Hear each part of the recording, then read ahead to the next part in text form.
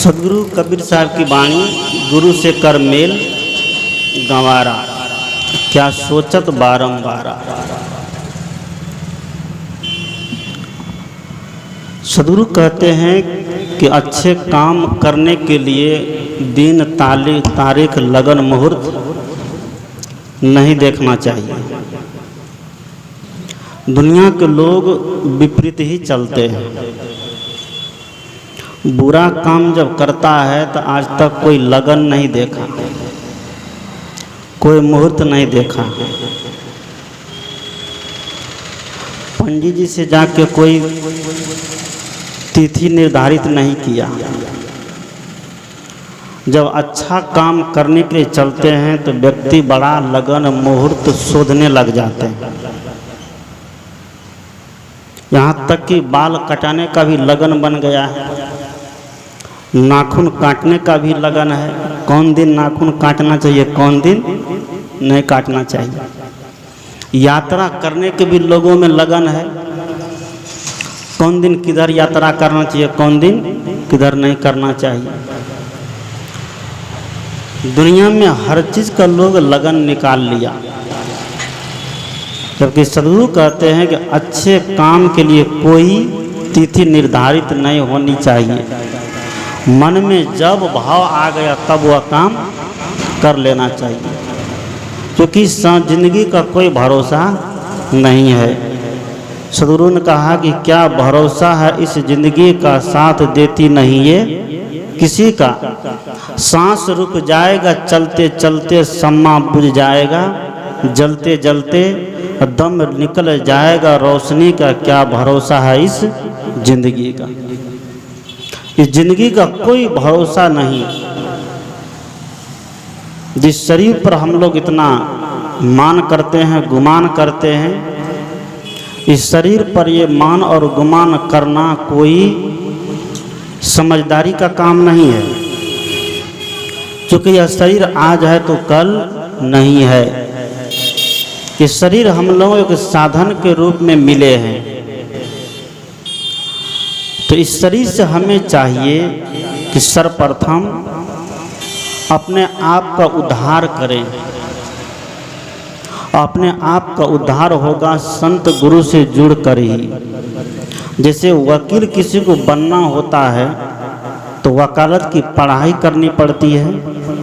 वकालत की पढ़ाई करने के बाद वकील में के पास जाकर कोर्ट में जाके उनको रिहल सिहल करना पड़ता है, प्रैक्टिस करना पड़ता है।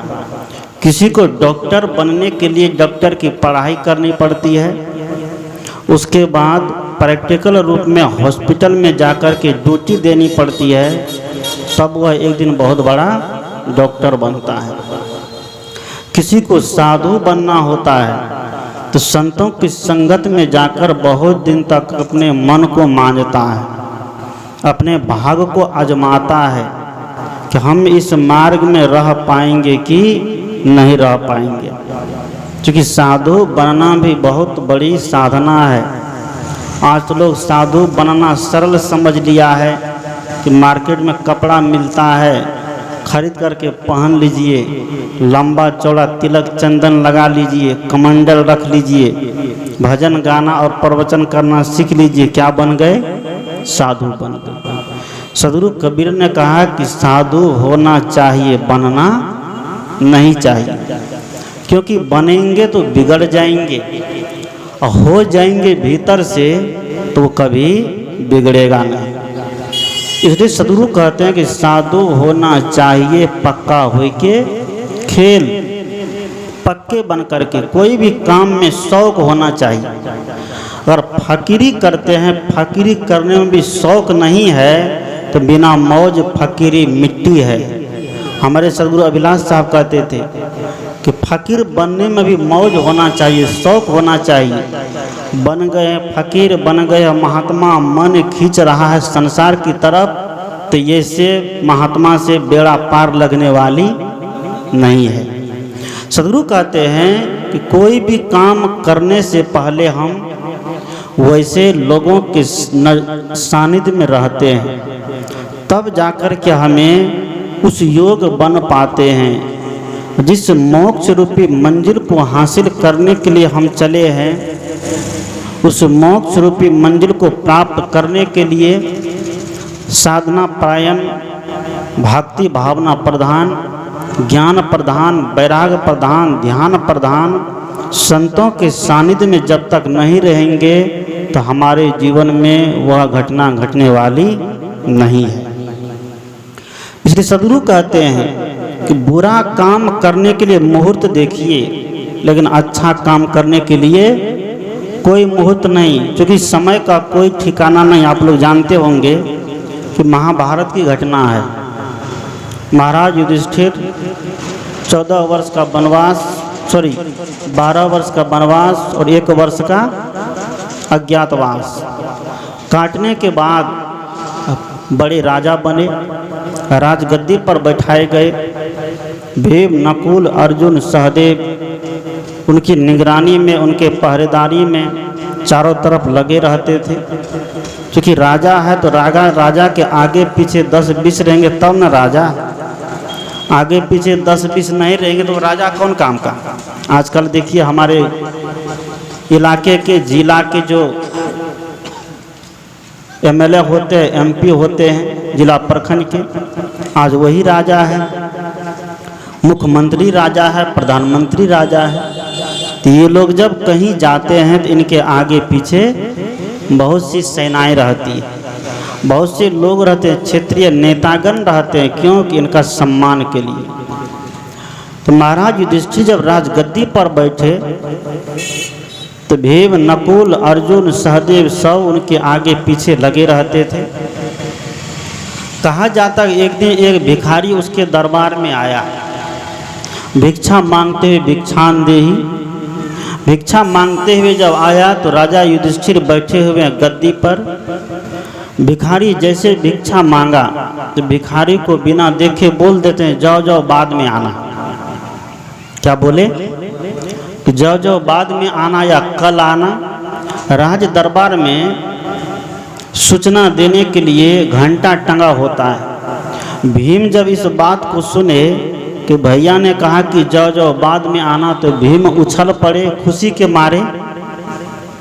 खुशी के मारे इसलिए उछले, उसको लगा कि भैया लगता है कि समय पर काबू पा लिया है, काल को अपने बस में कर लिया है, मौत को अपने बस में कर लिया है। खूब खुशी के मारे उछल पड़े और घंटा पीटने लग गया। घंटा जब चोट देने लग गया, वह घंटा आपात स्थिति में ही बजाए जाते थे। जब विशेष परिस्थिति हो, विशेष जरूरी हो, कोई मंत्रणा करना हो, सभी मंत्री को, राज्य के लोगों को बुलाना हो, तभी वह घंटा पीटा जाता था। उसके पहले राजा के साथ बैठ कर के बातचीत होती थी, वार्ता होती थी, तो तब घंटा बजता था। लेकिन उस दिन कोई बातचीत नहीं, कोई वार्ता नहीं, अनायास घंटा बज गया। अनायास जब घंटा बजा तो महाराज युधिष्ठिर जो उठ करके अपने कक्ष की तरफ जा रहे थे और घंटे की आवाज़ को सुन करके और तुरंत लौट करके आते हैं। पूछते हैं, भीम तुम घंटा क्यों बजाया? कोई कारण तो है नहीं घंटा बजाने का। बिना कारण का कोई घंटा बज जाए तो आश्चर्य होगा ना। राज दरबार में बिना कारण का घंटा बजा तो बड़ा आश्चर्य लगा। युधिष्ठिर महाराज ने पूछा कि तुम घंटा क्यों बजाया? भीम ने कहा, भैया मैं घंटा इसलिए बजाया हूँ कि मेरा जो भाई है धर्मराज युधिष्ठिर जिसको कहते हैं, वह मौत को जीत लिया है। वह मौत को अपने बस में कर लिया है, काल को अपने बस में कर लिया है, समय को अपने बस में कर लिया है। जो जिस परिवार में कोई बड़ा भाई मौत को बस में कर ले, काल को बस में कर ले, समय को बस में कर ले, तो उस परिवार में तो किसी का बाल बांका होने वाला नहीं है। जब हम लोगों को कुछ होगा ही कभी नहीं होगा, अजर अमर हो गई, स्व शरीर सब दिन यहीं रहेंगे, तो खुशी तो होगी होगी, घंटा तो बजाना ही चाहिए। इसीलिए इसी खुशी में हम घंटा बजाते हैं। राजा युधिष्ठिर को लगा कि हमसे बहुत बड़ी भूल हो गई। क्या कहते हैं? उनके मन में लगा कि हमसे बहुत बड़ी भूल हो गई, और ऐसी भूल हम सभी लोग करते हैं ना। ये महाराज युधिष्ठिर भूल की ऐसी बात नहीं है। महाराज युधिष्ठिर तो जीवन में एक ही बार जुआ खेले थे ना। हम लोग रोज ही जुआ खेलते हैं, रोज ताश खेलते हैं, रोज शराब पीते हैं, रोज अंडा मांस मछली खाते हैं। एक बार जुआ खेले तो बेचारे को 12 साल का वनवास और 1 साल का अज्ञातवास भोगना पड़ा, जंगल भटकना पड़ा। हम लोग जो चौक चौराहे पर बैठ करके ताश खेलते हैं, जुआ खेलते हैं, तो रोज खेलते हैं, तो समझिए कितना दिन हम लोग को भटकना पड़ेगा। तो भटक ही रहे हैं। अंतर इतना है कि महाराज युधिष्ठिर राज छोड़ करके भटके, और हम लोग घर में रहते हुए, राज पर रहते हुए भटकते हैं ना। घर में रहते हुए भटकते हैं, राज में रहते हुए भटकते हैं। यानी कि सब कुछ हमारे पास है, तब भी हम लोग धन के लिए, संपत्ति के लिए, जमीन के लिए, जायदाद के लिए, पद के लिए, प्रतिष्ठा के लिए भटकना चालू कर देते हैं। सद्गुरु कहते हैं कि जीवन का कोई भरोसा नहीं है। क्या भरोसा है इस जिंदगी का साथ देती नहीं है। किसी का सांस छूट जाएगा चलते चलते, शम्मा बुझ जाएगा जलते जलते, दम निकल जाएगा रोशनी का। क्या भरोसा है इस जिंदगी का। इस जीवन का कोई भरोसा नहीं है। जिस जीवन को हम जी रहे हैं, जिस मनुष्य शरीर को हम धारण किए हुए हैं, इसका भरोसा नहीं है। लेकिन भरोसा होने नहीं रहने के कारण ये नहीं कि ये खराब हो गया, बर्बाद हो गया। इस जीवन को समझना पड़ेगा। इसलिए गोस्वामी तुलसी ने कहा कि सुनहि समुझी जन मुदित मन, मज्जहि अति अनुराग, लहहि चारि फल अछत तनु, साधु समाज परियाग। कि सुनिए और समझिए, मुदित मन से प्रसन्नचित होकर के धर्म की बातों को, ज्ञान की बातों को व्यक्ति को प्रसन्नचित होकर के सुनना चाहिए। आज फिल्मी दुनिया की बात होने लग जाए तो बड़ा मन प्रसन्न हो जाता है। किसी हीरो और हीरोइन की चर्चा हो जाए तो बड़ा मन प्रसन्न हो जाता है, सबका चेहरा एकदम खिल जाता है। लेकिन उसी जगह में सत्संग की वार्ता हो, संत की चर्चा हो, तो बहुत लोगों के मन में ऐसा भाव होता है ये चर्चा बेकार है। सद्गुरु कहते हैं यही कारण है कि हमारे समाज में आज अन्याय बढ़ गया है, हमारे समाज में आज उपद्रव बढ़ गया है। क्यों कि सही चर्चा को सुन करके गलत चर्चा की तरफ लोग भागने लग गया है। इसी कारण व्यक्ति के जीवन में दुख आ गया है, परिवार में कलह आ गया है, परिवार में संदेह आ गया है, भाई भाई में टकराव हो गया है, गोतनी गोतनी में द्वेष हो गया है, पिता पुत्र में मनमुटाव हो गया है, क्योंकि सत चर्चा सुनना पसंद नहीं करते हैं। और जिस परिवार में, जिस भाई भाई में, जिस गोतनी गोतनी में, जिस देवरानी और जेठानी में कलह हो, तो वह परिवार रहने के लायक नहीं हो सकता है। उस परिवार, उस घर को साक्षात शमशान घाट के जैसा संत कहते हैं। का अंतर इतना होता है कि शमशान घाट में मरे हुए लोग रहते हैं और घर में जिंदा लोग रहते हैं। ये जिंदा लोग मरे हुए लोग से भी बदतर है।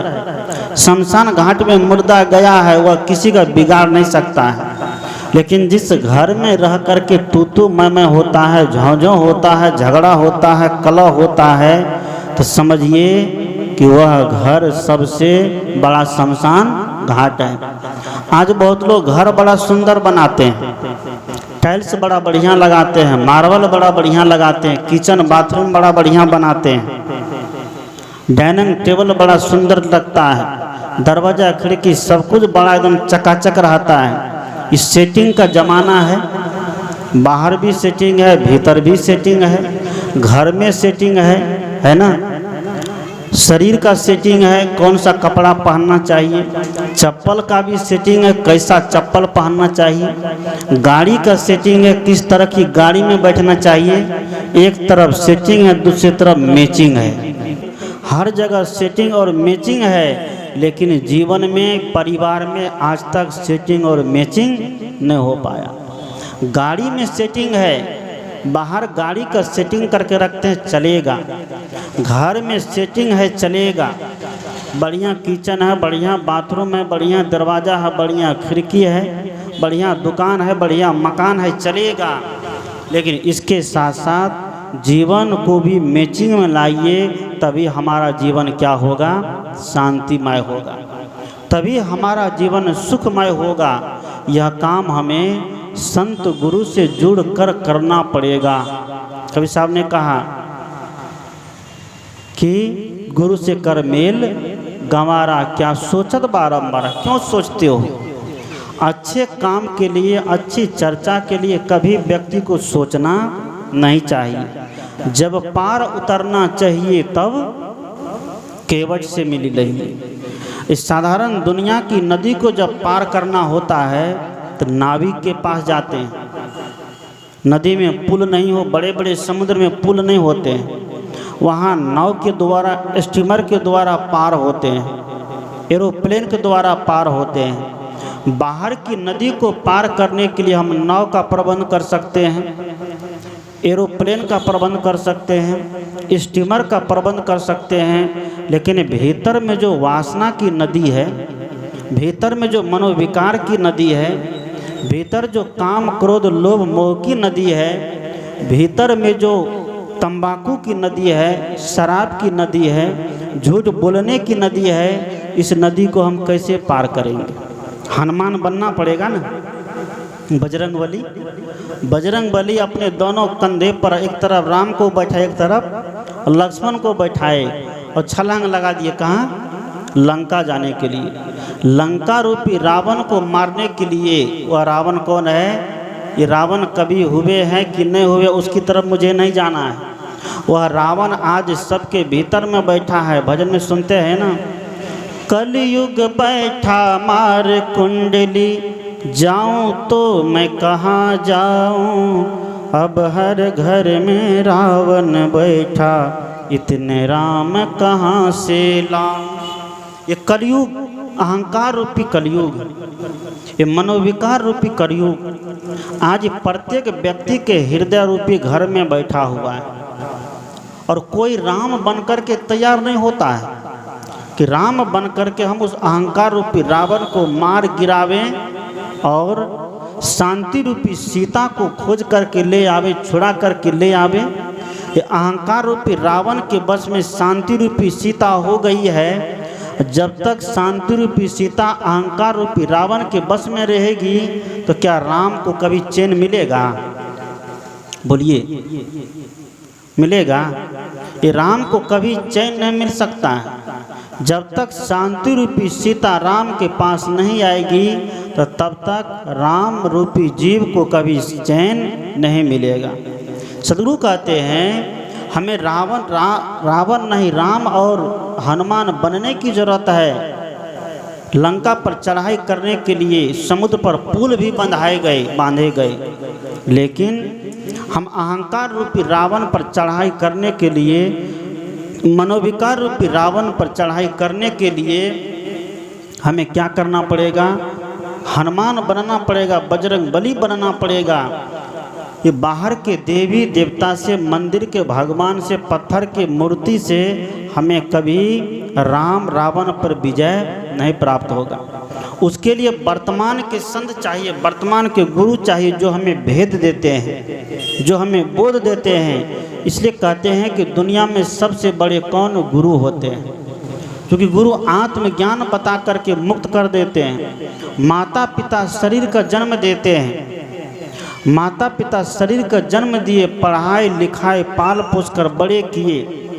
तो गृहस्थ जीवन में माता पिता का बहुत बड़ा सम्मान है, बहुत बड़ा मान है, क्योंकि गृहस्थ जीवन के लिए माता पिता ही उनके लिए भगवान है, गुरु है, क्योंकि वहीं से सब कुछ बच्चा सीखता है। माँ के गोद से ही बच्चा सारा कुछ सीख जाता है। माता पिता सत्संगी है तो बच्चे गोद में पलते हैं तो वही संस्कार उसके ऊपर उतरता है। माता पिता सत्संगी नहीं है, माता पिता कुसंगी हो जाए तो बच्चे भी क्या हो जाएंगे, कुसंगी हो जाएंगे। एक बच्चा बहुत छोटा था, 5 साल का, माँ के गोद में वह बच्चा खेलता था। खेलते खेलते बच्चे ने देखा कि माता पिता के गले में माला है। माला होता है, माता पिता माला पहनते हैं, रोज बैठ कर के ध्यान करते हैं, माला का जाप करते हैं। वह गोद में खेलने वाला बच्चे को ये संस्कार बचपन से मिलते गया। जब 5 साल का बच्चा हुआ तो बच्चा कहने लगा कि गला में क्या पहने हो, मुझे भी दो। मांगेगा ना, गला में क्या पहने हो, मुझे भी दो। माता पिता सोचते हैं कि बच्चा है, अभी से माला दे देंगे, फेंक देगा तो गुरु का क्या होगा, उल्लंघन होगा।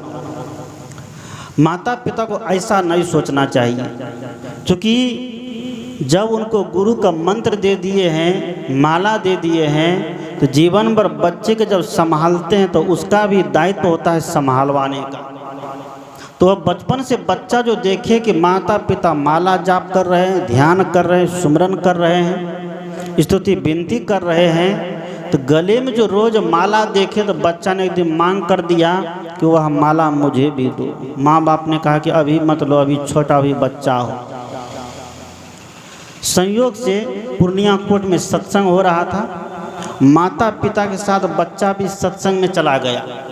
इसलिए प्रत्येक अभिभावक का अपना कर्तव्य है, बुढ़ापे में अगर अपने बच्चे से सम्मान चाहते हैं, बुढ़ापे में आप ये चाहते हैं कि जिस तरह बचपना में मैंने अपने बच्चे को सेवा किया, दवा किया, हवा किया, देखरेख किया, निगरानी किया, अगर बुढ़ापे में उसी तरह आप सेवा चाहते हैं, सम्मान चाहते हैं, देखरेख चाहते हैं, तो बच्चे को भी सत्संग में जाइए तो उंगली पकड़ कर उसको भी सत्संग में बैठाने के लिए ले जाइए।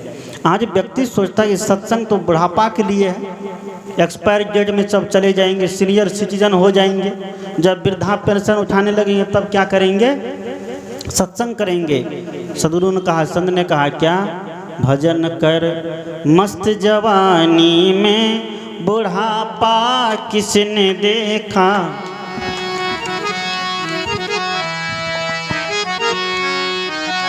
भजन कर सत्संग कर, भजन कर मस्त जवानी में बुढ़ापा किसने देखा है, भजन कर मस्त जवानी में बुढ़ापा किसने देखा है, बुढ़ापा किसने देखा है, बुढ़ापा किसने देखा है, बुढ़ापा किसने देखा है। सत्संग करो, भजन करो, ध्यान करो, मस्त जवानी में बुढ़ापा किसने देखा है, भजन करो मस्त जवानी में बुढ़ापा किसने देखा है।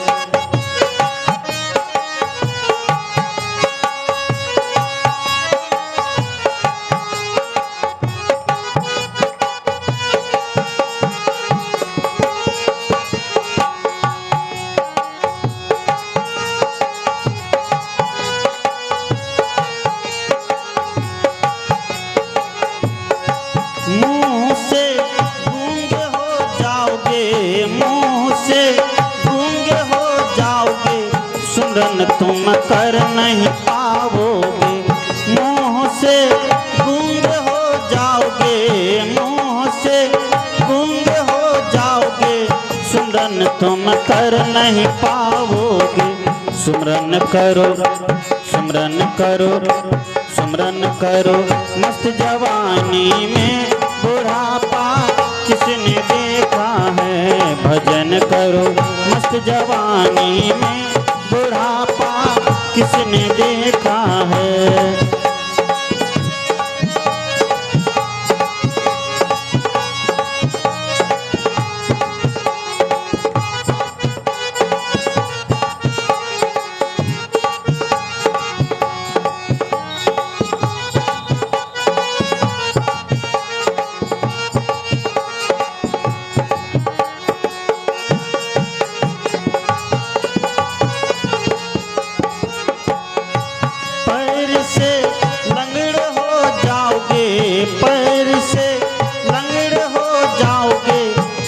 सत्संग में जा नहीं पाओगे, पैर से लंगड़ हो जाओगे, पैर से लंगड़ हो जाओगे, सत्संग में जा नहीं पाओगे। सत्संग में जाओ, सत्संग में जाओ, मस्त जवानी में बुढ़ापा किसने देखा है। सत्संग में जाओ, मस्त जवानी में बुढ़ापा किसने देखा, बुढ़ापा किसने देखा है, बुढ़ापा किसने देखा है, बुढ़ापा किसने देखा है। भजन करो मस्त जवानी में बुढ़ापा किसने देखा है।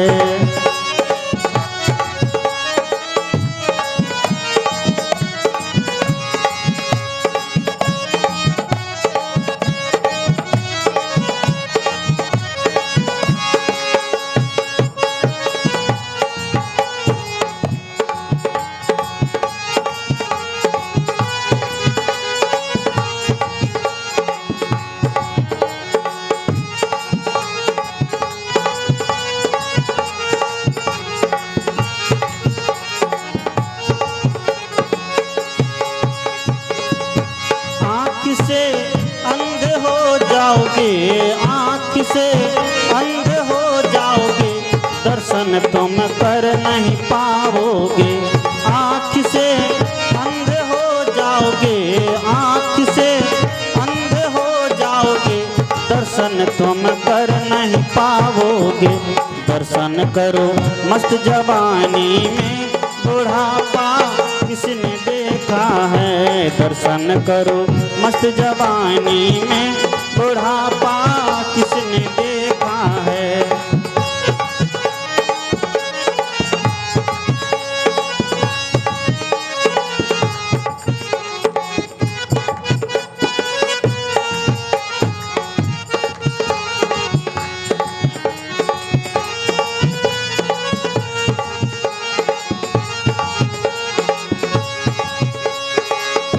हाथ से लूले हो जाओगे, हाथ से लूले हो जाओगे, सेवा तुम कर नहीं पाओगे। हाथ से लूले हो जाओगे, हाथ से लूले हो जाओगे, सेवा तुम कर नहीं पाओगे। सेवा करो, सेवा करो, सेवा करो मस्त जवानी में बुढ़ापा किसने देखा है। सेवा करो मस्त जवानी में बुढ़ापा किसने देखा है।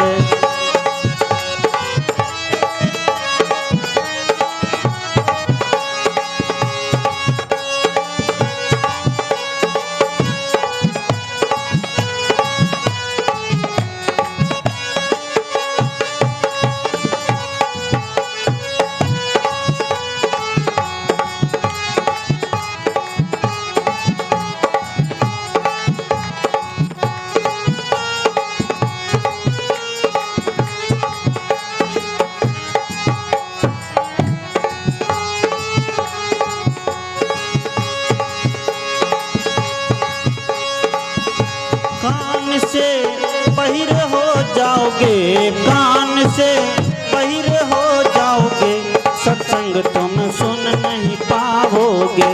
कान से बहिर हो जाओगे, कान से बहिर हो जाओगे, सत्संग तुम सुन नहीं पाओगे। सत्संग सुनो, सत्संग सुनो, सत्संग सुनो मस्त जवानी में बुढ़ापा किसने देखा है। सत्संग सुनो मस्त जवानी में बुढ़ापा किसने देखा है।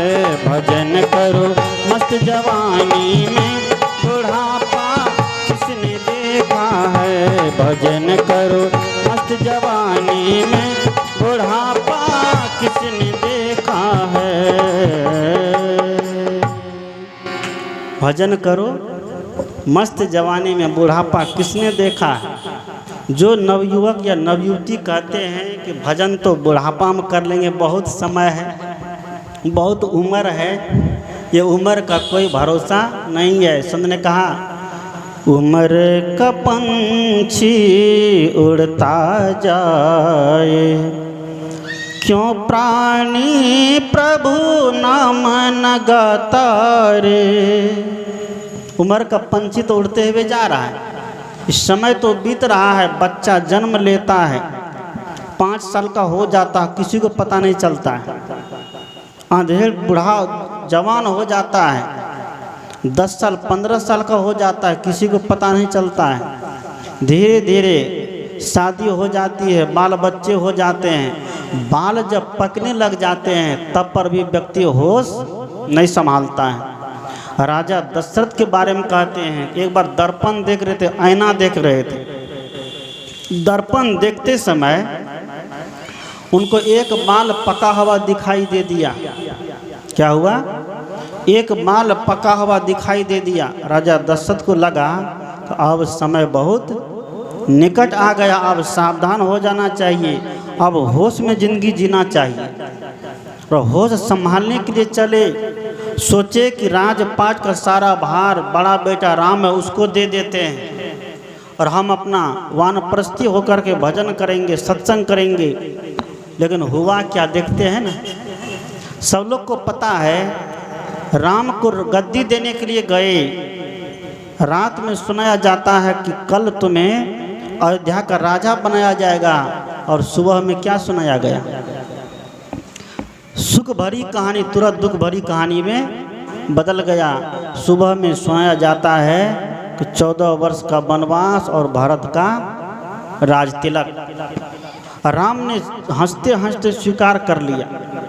श्री राम को मर्यादा पुरुषोत्तम ऐसे नहीं कहा गया, हंसते हंसते स्वीकार कर लिया। मुझे लगता है कि अभी अगर किसी को कहा जाए तो भाला फरसा तीर फट्टा सब निकल जाएगा, निकलेगा ना, लेकिन नहीं निकलना चाहिए। अभी भी वैसे वैसे भाई हैं, अभी भी राम जैसे, लक्ष्मण जैसे, भरत और शत्रुघ्न जैसे भाई है, अभी भी दशरथ और कौशल्या जैसे माता पिता है। ऐसी बात नहीं है कि अभी नहीं है। ये अच्छे और बुरे लोग हर समय में हुए हैं। सतयुग में जब सत ही सत था तो सतयुग में ही ज़्यादा गड़बड़ सड़बड़ हुआ है। अभी कलयुग में बहुत कुछ ठीक ठाक है, कहीं झगड़ा लड़ाई होता है तुरंत फोन करिए पुलिस पहुंच जाएगी, लेकिन लेटेस्ट पहुंचती है। लड़ाई झगड़ा हो जाने के बाद कान कपाड़ जब फट जाता है तब पुलिस पहुंचेगी। क्यों? उसको 10-20 हज़ार चाहिए, उसके लिए पहुंचती है, सुलह करने के लिए नहीं पहुंचती है। क्योंकि हमारा सिस्टम ही खराब है, हमारे देश की राजनीति नियम ही खराब है। जिस समय पक्ष और विपक्ष में झगड़ा हो रहा है, प्रशासन को उस समय पहुंच करके रोकना चाहिए, लेकिन प्रशासन को उस समय नहीं पहुंचना है जब जेबी भरने का काम आता है तब वो पहुंचती है। सदगुरु कहते तो अलग विषय है, मैं उधर नहीं जाऊंगा। अभी भी राम और कृष्ण जैसे, बुद्ध और महावीर जैसे लोग हैं, व्यक्ति है। अभी भी सतयुग है। रात में चर्चा हो रही थी कलयुग, सतयुग, त्रेता और द्वापर के। जब व्यक्ति के मन में अच्छे भाव आते हैं, समझिए सतयुग में वह जीवन बिता रहा है, वह व्यक्ति सतयुग में जीवन बिता रहा है। जब व्यक्ति के मन में द्वंद्व आ जाता है, समझिए वह द्वापर में समय बिता रहा है।